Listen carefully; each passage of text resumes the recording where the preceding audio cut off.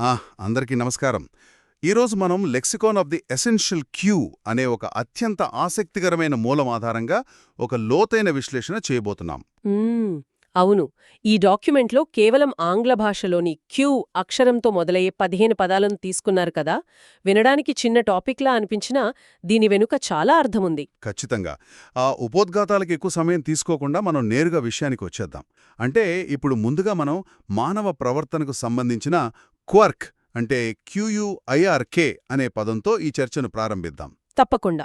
ఆ మూలంలో ఇచ్చిన ఉదాహరణ చూస్తే ఒక వ్యక్తికి మొక్కలతో మాట్లాడే అలవాటుందనుకోండి, అది వారొక క్వర్క్ అని ప్రస్తావించారు. అవును. ఈ క్వర్క్ అనే పదం భాషలో ఎంత అందంగా ఒదిగిపోయిందంటే ఇది ఏ రకమైన ప్రతికూల భావాన్ని సూచించదు. అంటే ఇది ఒక చెడు అలవాటు లేదా ప్రమాదకరమైన ప్రవర్తన కాదు. అంటే ఒకరి ప్రత్యేకతని చూపిస్తుంది అంటారు. ఖచ్చితంగా. కేవలం మనుషుల వ్యక్తిత్వాన్ని ప్రత్యేకంగా చూపే ఒక చిన్న లక్షణం. ఆధునిక మనస్తత్వ శాస్త్రంలో కూడా వ్యక్తులను యంత్రాల్లా కాకుండా ప్రత్యేకమైన మనుషులుగా నిలబెట్టేవి ఇలాంటి చిన్న చిన్న విచిత్రమైన అలవాట్లే అని చెబుతారు. అంటే మొక్కలతో మాట్లాడటం లేదా ఆలోచిస్తున్నప్పుడు పెన్నుతో టేబుల్ మీద లయబద్ధంగా కొట్టడం లాంటివి. అదే. ఇవి ఒక వ్యక్తిలోని అమాయకత్వాన్ని లేదా వారి ప్రత్యేక శైలిని సూచిస్తాయి. రచయితలు కథలు వాసేటప్పుడు కూడా పాత్రలకు ప్రాణం పోయడానికి ఉద్దేశపూర్వకంగా ఇలాంటి క్వర్క్స్ను సృష్టిస్తుంటారు. అవును, ఆ చిన్న లక్షణాలే వారిని మనం గుర్తుంచుకునేలా చేస్తాయి. ఇక భౌతిక ప్రవర్తన గురించి మాట్లాడుతున్నాం కాబట్టి మరో ఆసక్తికరమైన పదం క్వైవర్. క్వైవర్ స్వల్పంగా వణకడం. అవునండి, ఇంటర్వ్యూకి ముందు చేతులు వణకడం లాంటి సహజమైన భయాన్ని దీనికి ఉదాహరణగా చూపిస్తారు కదా. ఇక్కడ వణకడం అనేదానికి వాడే షేక్ లేదా ట్రెంబల్ లాంటి పదాలకు ఈ క్వైవర్కి మధ్య ఉన్న సూక్ష్మమైన తేడాను గమనించడం ముఖ్యమనిపిస్తోంది. ఖచ్చితంగా. ఇది కేవలం భౌతికమైన కదలిక మాత్రమే కాదు. క్వైవర్ అనేది ఒక భావోద్వేగ ప్రతిస్పందన. మనం తీవ్రమైన ఆందోళనలో ఉన్నప్పుడు లేదా ఏదైనా ముఖ్యమైన ఘట్టం ఎదురైనప్పుడు. అవును, అలాంటప్పుడు మన అసంకల్పిత నాడీ వ్యవస్థ అంటే ఆటోనామిక్ నర్వస్ సిస్టమ్ అడ్రినలిన్ను విడుదల చేస్తుంది. ఆ సమయంలో కండరాలలో వచ్చే అతి స్వల్పమైన మన నియంత్రణలో లేని సూక్ష్మ కదలికనే క్వైవర్ అంటారు. అంటే ఒక వ్యక్తి తన మనస్సులో దాచుకున్న భయాన్ని లేదా తీవ్రమైన ఉత్కంఠను శరీరం బయటపెట్టే క్షణం అన్నమాట. నిజమే. అందుకే ఇది చాలా సున్నితమైన మరియు శక్తివంతమైన పదం. ఆ ఆందోళనకు మూలకరణం చాలాసార్లు ఒక క్వాంట్రీ కావచ్చు, సందిగ్ధావస్థ లేదా గందరగోళం. అదే కెరీర్ ఎంచుకునేటప్పుడు ఎదురయ్యే గందరగోళాన్ని మూలంలో ఉదరించారు. దీన్ని చూసినప్పుడు ఒక మామూలు సమస్యకు క్వాండ్రీకే చాలా పెద్ద వ్యత్యాసం ఉందన్న విషయం స్పష్టమవుతుంది. ఒక సాధారణ సమస్యకు పరిష్కారం కనుక్కోవటం కష్టంగా ఉండొచ్చు, కానీ క్వాండ్రీ అనేది అంతకంటే లోతైనది. ఇది ఒక మానసిక స్తంభన స్థితి. పారాలిసిస్ ఆఫ్ చాయిస్ అంటారు కదా, అలా. రెండు ఆప్షన్స్ మధ్య ఇరుకుపోవడం లాంటిదా? ఖచ్చితంగా. ఉదాహరణకు కెరీర్ ఎంచుకునే సమయంలో ఒకవైపు అత్యంత భద్రతనిచ్చే ఉద్యోగం, మరోవైపు తీవ్రమైన ఇష్టమున్నా కాని రిస్కుతో కూడుకున్న వ్యాపారం. ఈ రెండింటి మధ్య నిర్ణయం తీసుకోవాల్సి వచ్చినప్పుడు మెదడులో జరిగే సుదీర్ఘమైన ఆలోచన పోరాటాన్ని ఇది వివరిస్తుంది. అంటే రెండు మార్గాలు సమానంగా ఆకర్షణీయంగా లేదా సమానంగా క్లిష్టంగా ఉన్నప్పుడు అడుగు ముందుకు వేయలేని ఆ గందరగోళమే క్వాండ్రీ. అవును. జీవితంలో ఇలాంటి పరిస్థితులు వ్యక్తుల భవిష్యత్తును పూర్తిగా మార్చేస్తాయి. అంతటి తీవ్రమైన మానసిక సంఘర్షణ పక్కన పెడితే కొన్నిసార్లు మనుషులు అత్యంత చిన్న విషయాలపై గంటల తరబడి వాదిస్తుంటారు కదా. అవును. అక్కడ మనకి క్విబిల్ అనే పదం కనిపిస్తుంది. అదే క్విబుల్. చిన్న చిన్న అక్షర దోషాల గురించి లేదా పనికిరాని వివరాల గురించి వాదించుకోవడాన్ని దీనికి ఉదాహరణగా చెప్పవచ్చు. ఆఫీస్ మీటింగ్స్లో ఇలాంటివి మనం తరచుగా చూస్తుంటాం. నిజమే. అసలు లక్ష్యాన్ని వదిలేసి ఇలా చిన్న విషయాలపై ఎందుకు దృష్టి పెడతారో అర్థం కాదుగదా. దాని వెనుక ఏదైనా సైకాలజీ ఉందంటారా? ఖచ్చితంగా. దీని వెనుక ఒక ఆసక్తికరమైన సంస్థాగత మనస్తత్వశాస్త్రం ఉంది. దీన్నే పార్కిన్సన్స్ లా ఆఫ్ ట్రివియాలిటీ లేదా బైక్ షెడ్డింగ్ అంటారు. బైక్ షెడ్డింగ్ అంటే ఒక అణుకర్మాగారం డిజైన్ లాంటి పెద్ద అంశంపై చర్చించేటప్పుడు అది చాలా సంక్లిష్టంగా ఉండటం వల్ల మీటింగ్లో ఎవరూ పెద్దగా మాట్లాడరు. కాని ఆ కర్మాగారం బయట సైకిల్ షెడ్డుకు ఏ రంగు వేయాలి అన్న చిన్న విషయంపై అందరూ గంటల తరబడి వాదిస్తారు. ఎందుకంటే ఆ రంగుల విషయం అందరికీ అర్థమవుతుంది కాబట్టి. ఎగ్జాక్ట్లీ. ఆ చిన్న అనవసరమైన వాదనలనే క్విబుల్ అంటారు. ప్రధానమైన కష్టమైన సమస్యను ఎదుర్కోవడం ఇష్టం లేక దాన్ని దాటవేయడానికి మనుషులు ఎంచుకునే ఒక రక్షణ యంత్రాంగమిది. వావ్! ఇది చాలా ఆసక్తికరంగా ఉంది. అయితే ఆ వాదనలు ఒక స్థాయి దాటితే పరిస్థితిని అదుపులోకి తీసుకురావాల్సిన అవసరం వస్తుంది. అణిచివేయడం, రద్దు చేయడం అనే ఇతివృత్తంలోకి వస్తే ముందుగా క్వెల్ అనే పదం గురించి మాట్లాడుకోవాలి. క్వెల్ అల్లర్లను ఆపడానికి పోలీసులను రంగంలోకి దించడంలాంటి బలమైన సందర్భాల్లో ఈ పదాన్ని వాడతారు. ఇది నెమ్మదిగా సర్ది చెప్పడం కాదు, పూర్తిగా అణిచివేయడం అనే అర్థాన్నిస్తుంది కదా. అవును, క్వెల్ అనేది శాంతి చర్చలకి సంబంధించిన పదం కాదు. ఇది ఖచ్చితమైన అధికార ప్రయోగం మరియు బలాన్ని సూచిస్తుంది. ఒక అదుపు తప్పిన పరిస్థితిని, అల్లర్లను తక్షణమే ఆపడానికి దీన్ని వాడతారు. ఇక్కడ గమనించాల్సిన విషయం ఏమిటంటే ఈ పదంలో ఒక రకమైన ఆకస్మిక తీవ్రత దాగి ఉంది. సడన్ ఇంటెన్సిటీ అన్నమాట. సమాజంలో అశాంతి పెచ్చెరెల్లినప్పుడు వ్యవస్థ తన ఉనికిని కాపాడుకోవడానికి చేసే అత్యంత కఠినమైన చర్యను వర్ణించడానికి ఇది సరైన అదం. భౌతికమైన అణచివేతకు క్వెల్ వాడితే చట్టపరమైన విషయాల్లో మనం క్వాష్ అనే పదాన్ని చూస్తాం. కోర్టు ఒక పిటిషన్ను లేదా ఒక తీర్పును అధికారికంగా కొట్టివేయడాన్ని క్వాష్ అంటారు. అవును, సాధారణంగా మనం వాడే క్యాన్సిల్ అనే పదానికి దీనికి ఉన్న ప్రధానమైన తేడా ఆ అధికారిక బరువులోనే ఉంది. క్యాన్సెల్ అనేది మనం మామూలుగా అపాయింట్మెంట్ లేదా రిజర్వేషన్కు సంబంధించి వాడే పదం. కరెక్ట్. కానీ క్వాష్ అనేది న్యాయ వ్యవస్థకు, అధికారానికి సంబంధించిన బరువైన పదం. ఒక కోర్టు లేదా ఒక అత్యున్నత సంస్థ ఒక ఉత్తర్వును క్వాష్ చేసింది అంటే ఆ ఉత్తర్వును కేవలం రద్దు చేయడం మాత్రమే కాదు. అంటే అసలు ఉనికిలోనే లేనట్టుగా చేస్తారా? ఖచ్చితంగా. అసలు చట్టం దృష్టిలో అది ఎన్నడూ ఉనికిలో లేనట్లుగా పరిగణిస్తారు. దానికున్న చట్టబద్ధతను పూర్తిగా శూన్యం చేయడమనమాట. వ్యవస్థాగత ప్రక్రియ ఎంత కఠినంగా ఉంటుందో ఇది తెలియచేస్తోంది. క్వెల్ మరియు క్వాష్ లాంటి కఠినమైన పదాల తర్వాత ఒక ఉపశమనాన్ని ఇచ్చే పదం క్వెంచ్. దాహాన్ని తీర్చడానికి ఈ పదాన్ని ఎక్కువగా ఉపయోగిస్తారు. నీరు తక్షణమే దాహాన్ని తీర్చింది అనేది మూలంలో ఇచ్చిన మంచి ఉదాహరణ. అవును, కాని ఒక ప్రతికూల పరిస్థితిని ఆపే క్వెల్ కి దాహాన్ని ఆపే క్వెంచ్కి మధ్య ఉన్న భావోద్వేగపరమైన వ్యత్యాసం చాలా ఆసక్తికరంగా ఉంటుంది. రెండు ఒకదాన్ని ఆపడం లేదా ముగించడం అనే ప్రాథమిక అర్థాన్ని ఇస్తాయి, కానీ వాటి వెనుకున్న ఉద్దేశ్యాలు వేరు. క్వెల్ అనేది అవాంఛనీయమైన దాన్ని బలవంతంగా ఆపడం. మరి క్వెంచ్ అనేది? క్వెంచ్ అనేది ఒక సహజమైన భౌతిక లేదా మానసిక అవసరాన్ని సంతృప్తిపరచడం ద్వారా ఆపడం. ఆసక్తికరంగా లోహశాస్త్రంలో కూడా ఈ పదాన్ని వాడతారు తెలుసా? మెటలర్జీలోనా? ఎలా వాడతారు? కాలుతున్న ఇనుమును ఒక్కసారిగా చల్లటి నీళ్లలో లేదా నూనెలో ముంచి దాని ఉష్ణోగ్రతను తగ్గించడాన్ని క్వెంచింగ్ అంటారు. అంటే ఒక ఉద్ధృతంగా ఉన్నదాన్ని నెమ్మదింపజేసి పూర్తిగా శాంతపరచడం ఇందులో కనిపిస్తుంది. ఒక అత్యవసరమైన కోరికను తీర్చి ఉపశమనం కలిగించడం అన్నమాట. చాలా బావుంది. ఆ ఉపశమనం నుంచి మనం వ్యవస్థలు, పరిమితులు మరియు వ్యాపార ప్రపంచంలో కడుగుపెడితే అక్కడ మనకు అత్యంత సుపరిచితమైన పదం కోటా కనిపిస్తుంది. కోటా అంటే నిర్ణీత వాటా లేదా పరిమితి అని అర్థం. అవును, మూలంలో ఈ పదం రెండు వేరువేరు సందర్భాల్లో ఇవ్వబడింది. సామాజిక పరంగా చూస్తే ప్రతి సంవత్సరం భర్తీ చేయబడే ఓబీసీ కోటా ఒకవైపుంటే, పారిశ్రామిక పరంగా చూస్తే ఒక ఫ్యాక్టరీకి ఉండే రోజువారీ ఉత్పత్తి కోటా మరొక వైపుంటుంది. ఒకే పదం సమాజంలో భిన్నమైన పాత్రలు పోషించడం మనం గమనించాలి. కోటా అనేది ప్రాథమికంగా సరిహద్దులు గీయడానికి సంబంధించిన పదం. అంటే సోషల్ జస్టిస్లో ఒకలా, ఇండస్ట్రీలో ఒకలా ఉందంటారా? అవును.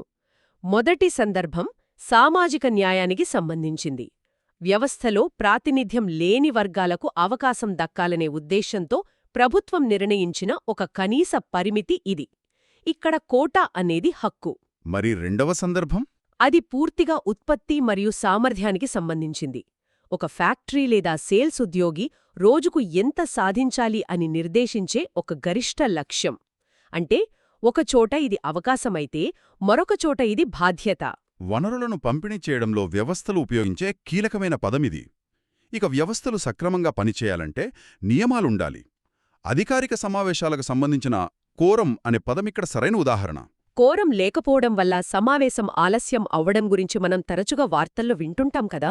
అవును, ఇది కేవలం ఒక సంఖ్య మాత్రమే కాదు, ప్రజాస్వామ్య ప్రక్రియలో ఇది చాలా కీలకమైన అంశం. నిజమే.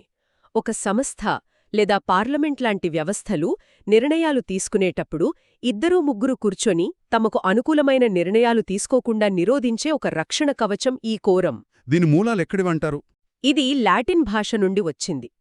క్వారం అంటే ఎవరి యొక్క అనే అర్థం. అంటే నిర్ణయం తీసుకునే అధికారం ఉన్నవారిలో కనీసం ఎంతమంది ఆ సమావేశంలో భౌతికంగా హాజరై ఉండాలి అని చట్టం నిర్దేశించే సంఖ్య. అంటే కనీస ప్రాతినిధ్యం లేకుండా ఏ నిర్ణయమో చట్టబద్ధం కాదని ఇది తెలుపుతుంది. ప్రజాస్వామ్య పునాదులు పటిష్టంగా ఉండటానికి ఈ పదం ఎంతగానో దోహదపడుతుంది. ఖచ్చితంగా. అదేవిధంగా వ్యాపార ప్రపంచంలో పారదర్శకతను పెంచే పదం కొటేషన్. రిపేర్ల కోసం ఒక కాంట్రాక్టర్ ఇచ్చే కొటేషన్ అనేది మనందరికీ తెలిసిన ఉదాహరణే. అవును, ఇది కేవలం కాగితం మీద రాసిన ధర కాదు, అదొక అధికారిక ప్రకటన. వాణిజ్య లావాదేవీలకు కొటేషన్ అనేది ఒక మానసిక లంగర లాంటిది. అంటే సైకలాజికల్ యాంకర్ అనొచ్చు. ఒప్పందం కుదరకముందే ఒక క్లారిటీ ఇవ్వడం కదా. అవును. ఒక సేవకు లేదా వస్తువుకు ఎంత ఖర్చవుతుంది, అందులో ఏమేమి ఉంటాయి అని స్పష్టంగా చెప్పడం ద్వారా ఇరు పక్షాల మధ్య నమ్మకం ఏర్పడుతుంది. ఇది అంచనాలకు వాస్తవాలకు మధ్య వారధిలాంటిది. ఒక వ్యాపారం ప్రొఫెషనల్గా జరగాలంటే ఇలాంటి లిఖితపూర్వకమైన కొటేషన్కుండే విలువ చాలా ఎక్కువ. ఇది భవిష్యత్తులో వచ్చే క్విబుల్స్ను నివారించడానికి కూడా ఉపయోగపడుతుంది. బాగా కనెక్ట్ చేశారు. ఇక సమాచారాన్ని తెలుసుకోవాలనే ఆసక్తి నుండి క్వెరీ అనే పదం పుడుతుంది. విద్యార్థులు తమ ఫలితాల గురించి అడుగే ఒక నిర్దిష్టమైన ప్రశ్నను క్వైరీ అంటారు అని మూలంలో చెప్పారు. సాధారణంగా మనం వాడే క్వశ్చన్కు ఈ క్వైరీకి మధ్య ఉన్న ఉద్దేశంలో చాలా స్పష్టత కనిపిస్తుంది. అవును. ఒక ప్రశ్న అనేది చాలా విస్తృతమైనది. వాతావరణం ఎలా ఉంది అనేది ఒక ప్రశ్న. కానీ ఒక నిర్దిష్టమైన సందేహాన్ని తీర్చుకోవడానికి లేదా అధికారికంగా సమాచారాన్ని రాబట్టడానికి అడిగేదాన్ని క్వెరీ అంటారు. టెక్నాలజీలో కూడా ఈ పదాన్ని వాడతారు కదా. ఖచ్చితంగా. ముఖ్యంగా డేటాబేస్ టెక్నాలజీలో సమాచారాన్ని వెలికితీయడానికి వాడే కమాండును క్వెరీ అంటాం. అంటే ఇది అనవసరమైన సమాచారాన్ని వడగట్టి మనకు కావాల్సిన ఖచ్చితమైన సమాధానాన్ని వెతికే పదునైన సాధనం. ఆ క్వెరీ ఒక జీవితకాలపు లక్ష్యంగా మారితే అది క్వెస్ట్ అవుతుంది. క్వెస్ట్ జ్ఞానం కోసం చేసే అన్వేషణను ఉదాహరణగా తీసుకుంటే ఇది మామూలుగా ఒక పోయిన వస్తువును వెతకడం లాంటిది కాదు. ఇందులో ఒక రకమైన తపన, నిరంతర శ్రమ దాగి ఉంటాయి. సాహిత్యంలో మరియు పురాణాల్లో క్వెస్ట్ అనే పదానికి వీరోచితమైన స్థానముంది. ఒక సాధికారికమైన లేదా ఉదాత్తమైన గమ్యాన్ని చేరుకోవడానికి చేసే సుదీర్ఘమైన కష్టాలతో కూడిన ప్రయాణాన్ని ఇది సూచిస్తుంది. అంటే సర్చ్కి క్వెస్ట్కి చాలా తేగా ఉందన్నమాట. అవును. ఒక వస్తువును వెతకడాన్ని సర్చ్ అంటారు. కానీ జీవిత పరమార్థాన్ని లేదా అనంతమైన జ్ఞానాన్ని వెతకడాన్ని క్వెస్ట్ అంటారు. గమ్యాన్ని చేరుకోవడం ఎంత ముఖ్యమో ఆ ప్రయాణంలో వ్యక్తి పొందే పరిణామం అంతకంటే ముఖ్యం. క్వెస్ట్ అనేది మనిషిని మార్చే ఒక అనుభవం. ఇక ఈ అన్వేషణల సమయంలో మనం ఎదుర్కొనే విపత్తుల నుంచి రక్షించుకునే పదం క్వారంటైన్. వ్యాధి వ్యాప్తి చెందకుండా ప్రయాణికులను ఏకాంతంలో ఉంచడం అనే ఈ పదం గత కొన్నేళ్లుగా ప్రపంచవ్యాప్తంగా ప్రతి ఒక్కరికీ పరిచయమైంది. వైద్య పరిభాషలో దీని స్థానం ఎంతో కీలకమైనది కదా. దీని వెనక ఏదైనా చరిత్ర ఉందా? చాలా ఆసక్తికరమైన నేపథ్యముంది. 14వ శతాబ్దంలో యూరప్లో ప్లేగుడాది విజృంభిస్తున్న సమయంలో వెనిస్ నగరానికి వచ్చే ఓడలను రేవులోకి అనుమతించే ముందు 40 రోజులపాటు సముద్రంలోనే నిలిపి ఉంచేవారు. 40 రోజులు? వావ్! ఇటాలియన్ భాషలో క్వారంటా జియోర్నీ అంటే 40 రోజులు. ఆ పదం నుండే ఈ క్వారంటైన్ పుట్టింది. అంటే వ్యాధి సోకిన వారిని వేరు చేయడాన్ని ఐసోలేషన్ అంటారు. కానీ వ్యాధి సోకిందో లేదో తెలియని వారిని ముందు జాగ్రత్తగా సమాజానికి దూరంగా ఉంచడాన్ని క్వారంటైన్ అంటారు. ఖచ్చితంగా. ఒక సమాజం తనను తాను కాపాడుకోవడానికి శతాబ్దాలుగా వాడుతున్న రక్షణ కవచమిది. చాలా అద్భుతమైన పదం. ఆధునికత మరియు సాంకేతికతల నుంచి కొంచెం పక్కకు జరిగితే పాతకాలపు ఆకర్షణను వర్ణించే క్వైంట్ అనే పదంతో ఈ 15 పదాల ప్రయాణం ముగుస్తుంది. క్వైంట్ పాతకాలపు చిన్న దుకాణాలు పర్యాటకులను ఎలా ఆకర్షిస్తాయో ఇది వివరిస్తుంది. ఆధునిక ప్రపంచంలో పరిగెడుతున్న మనుషులకు ఈ క్వైంట్ అనుభూతి ఎందుకంత ఇష్టమో ఆలోచించడం ఆసక్తికరంగా ఉంటుంది కదా. అవును. ఆధునిక నగరాలన్నీ ఒకేలా ఎత్తైన గాజు భవనాలతో కాంక్రీట్ అడవుల్లా మారుతున్నాయి. ఇలాంటి ఏకధాటి జీవనశైలి నుండి బయటపడాలని మానవ మనస్సు కోరుకుంటోంది. ఒక చిన్న రాతితో కట్టిన ఇల్లు లేదా సంప్రదాయమైన చిన్న వీధులు ఇవన్నీ గతం తాలూకు ఒక ప్రశాంతతను ఇస్తాయంటారు. అదే నాస్టాల్జియా అంటారు కదా అలా. ఆ పాతకాలపు అందాన్ని, ఆ స్వచ్ఛమైన ఆకర్షణను వర్ణించడానికే క్వైంట్ అనే పదాన్ని వాడతారు. నూతనత్వం మాత్రమే ఎప్పుడు గొప్పది కాదని, పాతదానిలో ఒక ప్రత్యేకమైన జీవముంటుందని ఇది గుర్తుచేస్తోంది. నిజమే. అభివృద్ధి పేరుతో వేగంగా ముందుకెళ్తున్నా మన మనస్సుకు ఎప్పుడూ ఆ పాతకాలపు స్వచ్ఛత మీదే మమకారముంటుందని ఈ పదం నిరూపిస్తోంది. ఈ 15 పదాలను విశ్లేషిస్తుంటే ఒక విషయం స్పష్టంగా అర్థమవుతుంది. ఇవి కేవలం అక్షరాల కూర్పులు మాత్రమే కాదు, మన రోజువారీ జీవితాన్ని, మన ఆందోళనను, మనం పనిచేసే వ్యవస్థలను ఖచ్చితంగా వ్యక్తపరచడానికి ఉపయోగపడే శక్తివంతమైన సాధనాలివి. ఏ భాషలోనైనా ఒక భావాన్ని ఖచ్చితంగా వ్యక్తపరచగలిగే పదాన్ని తెలుసుకోవడం వల్ల ఆలోచనా విధానం మారుతుంది. మనం మన ఆలోచనలకు ఎంత పదును పెడతామో మన పదజాలం కూడా అంతే విస్తృతమవుతుంది. ఈక్యూతో మొదలయ్యే పదాలన్నీ మానవ అనుభవంలోని ఎన్నో సూక్ష్మమైన కోణాలను చాలా స్పష్టంగా ఆవిష్కరించాయి. భాష నేర్చుకోవడమంటే కేవలం నిఘంటువు చదవడం కాదు, ఆ పదాల వెనుక ఉన్న సామాజిక చారిత్రక మరియు మానసిక సందర్భాలను అర్థం చేసుకోవడమని ఈ విశ్లేషణ ద్వారా స్పష్టమవుతోంది. ఈ లోతైన చర్చను ముగించే ముందు ఒక ఆసక్తికరమైన ఆలోచనను పరిశీలిద్దాం. ఆంగ్ల భాషలో క్యూ అనే అక్షరం దాదాపు ఎల్లప్పుడూ యు అనే అక్షరాన్ని తనతో పాటే ఎందుకు ఉంచుకుంటుంది? అది నిజంగా ఒక పెద్ద పజిల్. అసలు ఈ అక్షరాలు ఎందుకు విడిపోవు, మరియు ఇది ఇతర భాషల నుండి ఆంగ్లానికి వచ్చిన పదాల ఉచ్చారణను చారిత్రక కాలంలో ఎలా ప్రభావితం చేసిందో ఆలోచించడం నిజంగా ఉత్సుకతను రేకెత్తించే విషయం. ఈరోజు ఈ పదాల ప్రపంచంలోకి చేసిన ఈ విశ్లేషణలు ఇక్కడితో ముగిద్దాం. మళ్ళీ మరొక ఆసక్తికరమైన అంశంతో కలుద్దాం.